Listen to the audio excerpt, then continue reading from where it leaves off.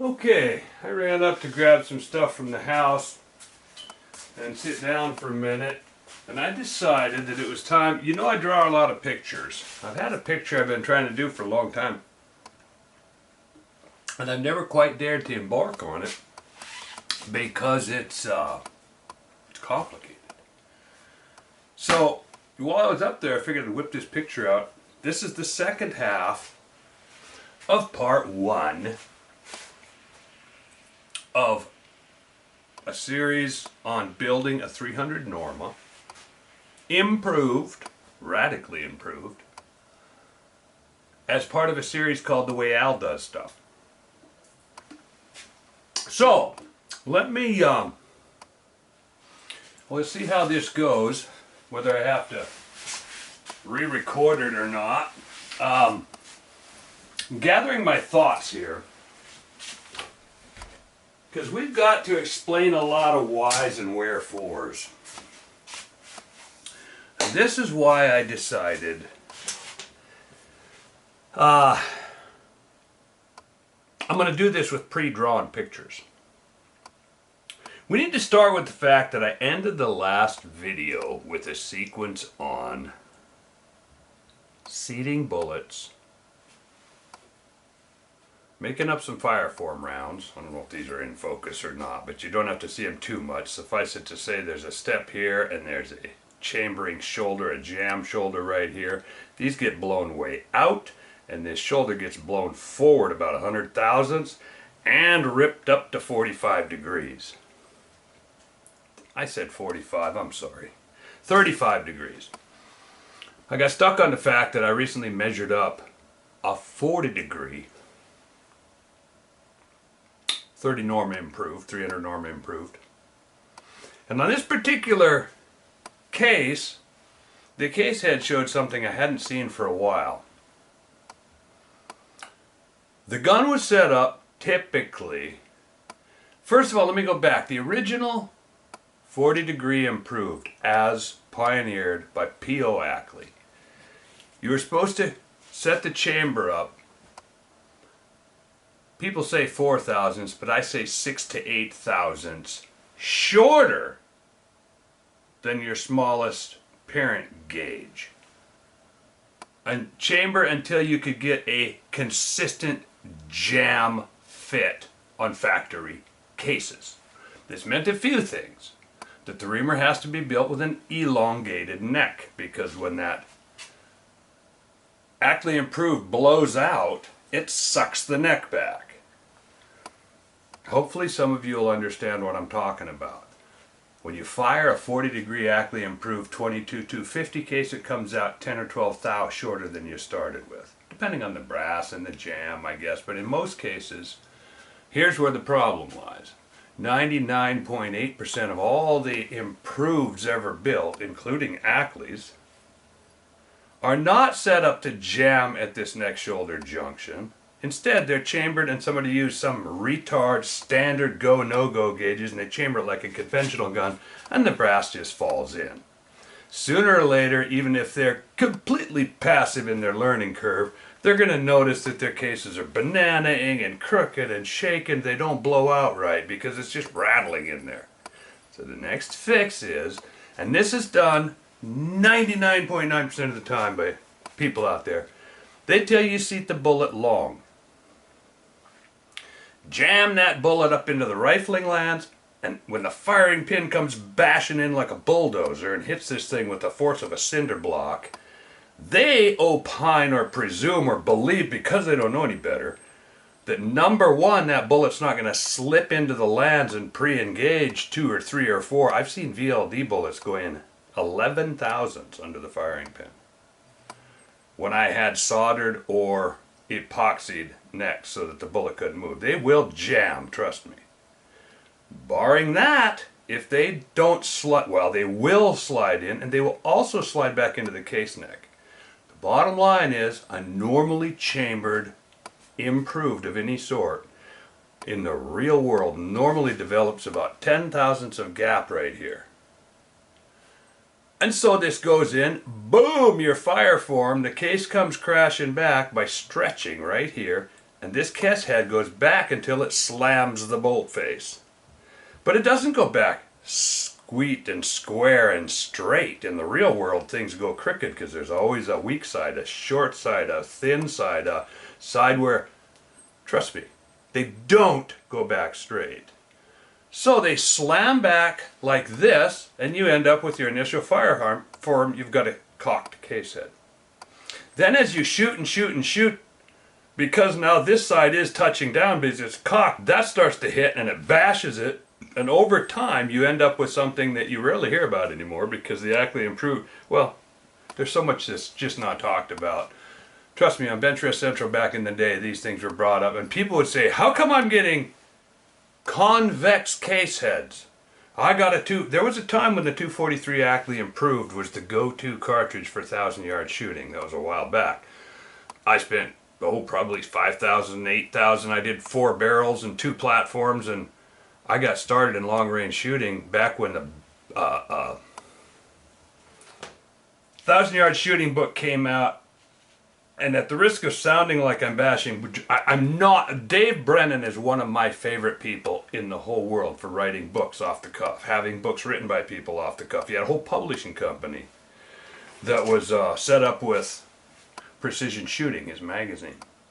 Well, one of the books that came out was called Precision Shooting at 1,000 Yards. It was a tome this thick, and it was the latest, greatest cutting edge. Well, by the time the book came out, the cutting edge was long since dulled, because it takes a while to put a book together. But in that book, the 243 Ackley was big time. So, I built some off that book from Precision Shooting. Ordered it from Precision Shooting magazine. I subscribed to Precision Shooting. I was a member of the IBS. Well, about the time I got the thing all built, I realized it was not all that. It had a lot of problems. And then the forums came out. And on Bench Rest Central, people were coming on and saying, I'm getting convex case heads. It's like, how in the world can that happen? What is the mechanism? This should go back to one of my mechanism videos. The mechanism is that an improperly jam-fit cartridge comes back crooked. It has no choice but to. Please, people, understand that science, gravity is, all right? The sun will come up tomorrow morning. If the sun wasn't going to come up tomorrow morning, you'd already be dead. Let's just cut right to the chase. There are facts out there, and the fact is that no case head on this planet, no piece of silly putty that you pull, no rope that's ever broken, no piece of metal that's been stretched, has ever come back perfectly spherical and straight. So when these suck back, blow back, are stretched back, they always go crooked. And under the hammering, after 3 or 4 or 5 firings, the case is finally starting to fit without too much rattle. It's fitting pretty good. But the case head, you can take, I just did this the other day. I took an Ackley case head that was done conventionally. I held it up against a straight edge and I could see light, triangles of light out both sides. So we're developing a cartridge in which none of this will occur. We start by eliminating that problem by setting a step right here. This step will act to stop this such that you could jump up and down on this bolt and it won't move. This is going to be jam fit on the step that's formed around here. That's the first thing I wanted to talk about. We're blowing it out to form a case kind of this configuration. This is a 35-degree angle blown out, shortened the neck. The step I'm making basically corresponds to this. This is prior art. This is work that's been done. This is how it's going to look like when it's blown out. And this is what it looks like now. And this is how we're going to achieve it. I'm looking down at the monitor trying to make sure that you got these in here. But anyway, this is a fired case, which is, let's call it our target. When I go out to build something, I'll set a target. Not a goal, not some stupid by 3 o'clock tomorrow. No, it might take a year. But the point is, we're essentially mimicking this case for reasons of our own.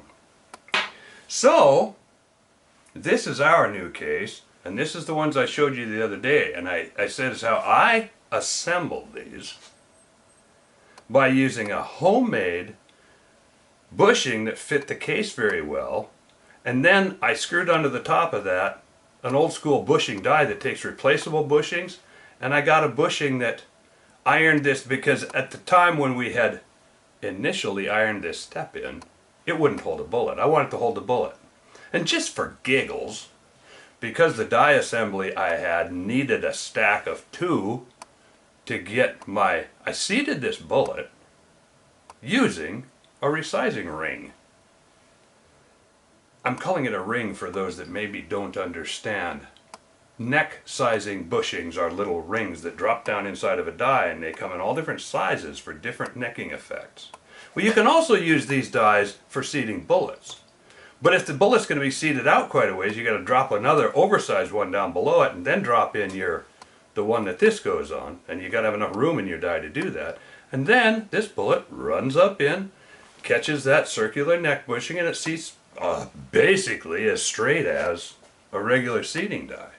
On this one I decided just for giggles to go ahead and put in the lower bushing of such a size that it would crimp this down to hold the bullet, because I had it set to only come down over the bullet a little ways. Here's the problem. I was back proofing that video, and I realized I might have left you with the impression that doing this method, you can just randomly and arbitrarily go out there, take a case that won't hold a bullet, stack in a die to size the case neck down, and another stack in a bushing to size the case neck down, and another one to push the bullet in, and do this all in one swell swoop. Well, the fact that I did it on this, I should have never mentioned the fact that I did that. But sometimes I'm a redneck and I want to be all cool like that, and I'm like, this is the way. Well, screw what I said, because anybody who has ever sized case necks realizes that you have to size them down. Let's say you want 3 thousandths of expansion effect, holding effect when you push that bullet in. I want to make this neck 3 thousandths smaller, so when I run my bullet down in, it squeezes back out, and it's called holding with 3 thousandths of neck tension. Well, to get there, you have to squeeze it down smaller, and then it pops back. It's called spring back. And as the necks get harder, the spring back increases. You might have to squeeze them down. You might have to change your bushings and squeeze it down 1.5 thou beyond, and it pops back, and you get what you want. Just because I'm so used to this and I have millions of dies, I found one that seated the bullet and crimped the end of the neck to hold that bullet, so that I made a fireform round. And I forgot to tell y'all that I did not actually resize this whole neck down. Because the way this is made, in my case, I run it up into a bushing die with no bushing, and it squeezes this down initially. Gets this step preformed and leaves a nice little razor sharp. It actually shaves a little brass, because this neck brass down here is a wee bit thicker than it is here. This is tapered when it's manufactured, but beyond that, when you run up into a naked, empty bushing die, it has a tendency to shave just a smidge. So I get my razor edge here. Then I put my bushing die in and I run it down to where it'll hold a bullet. Then I drop in my properly sized bushing that hits the ogive of this bullet, and I seat my bullet. It's actually a 3-stage operation. The fact that I did it in 1, 2... I need to be clear. I was not advocating that you can go out there and stack 2 bushings and size your neck and seat your bullet at the same time. That would not work, does not work. I actually just crimped the end of this neck. It was so close to holding that the bullet wouldn't drop, I could just push it up and down. So all I did is go boop. That's a fireform load. That's all that is. And I wanted to mention, well, this is, I just wanted to clarify that subject. The other thing we're doing with this is we're setting it up as a no-turn neck. There's a big argument going on right now on the inner tube. One of the best shooters on this planet right now, across 3 disciplines, is shooting no-turn necks. And of course, all the, I don't even know what to call the people that are absolutely incapable of thinking their way out of a paper bag. There's this raging argument going on about, oh, I turn every neck. No case can ever not benefit from a turn. Well, first of all, that's bullshit. Turning a neck can be the worst thing you ever did. You take some factory chamber and turn the necks to clean them up, and you've just made the gun shoot worse than it did before. Now the power of suggestion is such that people are so stupid that they will throw out bullets from a group. They will blame a herd of elephants going by and shaking the ground. They'll blame anything, gravitational anomalies. And then they'll come and convince themselves that my gun's shooting better now than it was before. The simple fact is that increasing the net clearance, when you've already are blowing out, increasing the net clearance can do nothing good.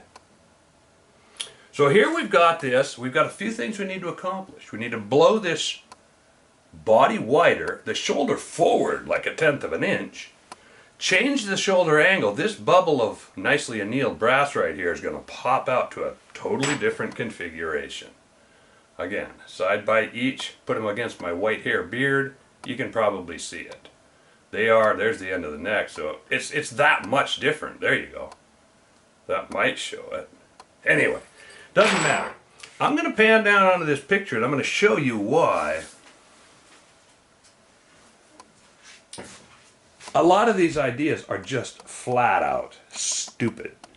And I say stupid because what I teach my hunter ed kids is ignorance is, we're all ignorant. I've said before, I don't do brain surgery because I'm ignorant of the proper procedures. Doesn't mean I couldn't do. Doesn't mean that the people doing brain surgery are smarter than me. None of those things are true. All God's children done got the same brain. But I drew this big picture because I have to explain what we're doing here, and what I've tried to do here is make this blackened portion right here the chamber. This is the chamber of the rifle. Inside of that blackened portion, you'll notice, let's see if my focus is as best as it can be. Maybe I'll even come down a little bit. Don't know if that's wise at this late juncture, but here we go. We came down. I can get some of the props out of the picture because they're just distracting. Instead, we want that rug in the back. But this black part right here is the chamber of the gun. I did the same thing over here. This black, as you're studying these pictures, the black is the chamber of the rifle. This right here is the engineering speak for this is solid metal out here. This is the new case inside the chamber. This is the virgin case right here. Notice it's very much undersized because this case is going to blow out in all directions. The virgin case comes like this. It goes down at probably a 30 or 31 degree angle. I've never bought, I don't know anything about this, first time around with a 300 Norma. Then here's the false shoulder. And when I ran these bushings down, I squeezed down small enough to fit inside this neck, and there's a shoulder right here. This is the jam. That says jam. This is where the case jams. There's enough shoulder right here to jam so that when this case gets hammered, bam, it does not move. Doesn't move. So all this stuff is free to blow in all of its directions. And this is important because it can blow in all of these directions. And instead of it trying to somehow work its way and blow it, no, it's locked in here. It just pops out like a balloon. You got a perfectly formed case. Now you roll over to this picture and the red lines are the perfectly formed case inside the chamber. I say all this to go back to how we're fireforming, but also to explain why unturned necks can shoot just as well as turned necks, even if they're 1,000th eccentric. You're going to have to think about this. This line right here indicates the center line of the bore, the barrel. You'll notice that there's another line crossing it. That's the center line of the bullet as it sits when it's fighting its way into the rifling lands. Understand that when you push on that bullet with a rod, you have to effectively push with an actual pressure of 600 to 800 pounds to get this bullet to swage into those rifling lands and head down the way. So that's rule number one, is to get this swaging in quickly and sealed up and obturated so that gases don't go blowing by and erode your throat. I'm going to throw out some information that's going to be a little bit not tied to this video, but it's fact. This firing takeoff process is not super fast, but the first thing that happens to the case itself is it starts, but before it can even start to blow out, the neck is always thinner, and the very first thing that has to happen is that this neck slams out and seals. It does its job as a gasket as the pressure is building. It must open right here, and then it irons its way back. It seals here and it seals back. Just prior to it sealing, a little bit of gas leaks around here, and then it slaps.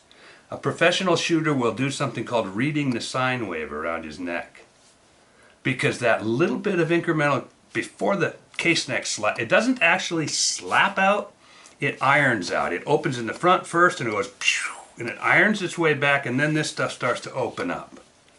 And please, you people, go out, and it's really hard to get good information, but go out and ascertain that this is what happens. This pressure is building. All the guys that do this for a living using hydroforming and stuff know how this works. Harold Vaughn built a machine to prove it. There's a dozen other, but getting good information is hard. Most of the things that you get on the internet, you to go to try to find the actual cost of a wind turbine versus how much it comes out, how much it destroys the planet versus how much it saves it.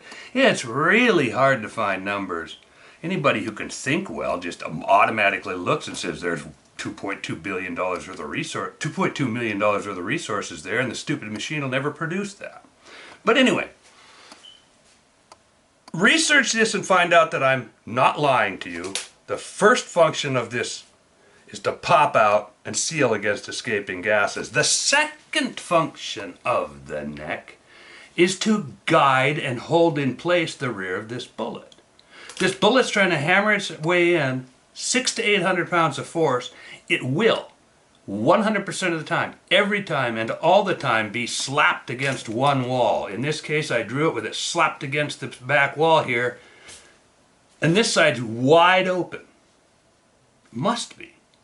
So, one of the functions of this neck, after it acts as a gasket, is to serve as a guiding means to hold this in place.